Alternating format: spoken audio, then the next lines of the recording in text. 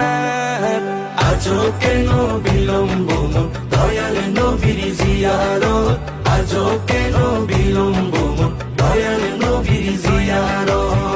যে শান্তি মদিনায় পাবি, বেহেশতের নাই উল্টা দাবি, বেহেশতের নাই উল্টা দাবি। যে শান্তি মদিনায় পাবি, বেহেশতের নাই উল্টা দাবি, বেহেশতের নাই উল্টা দাবি। লামকামের সুবাসেতে, লামকামের সুবাসেতে বাড়াবে ইজ্জত।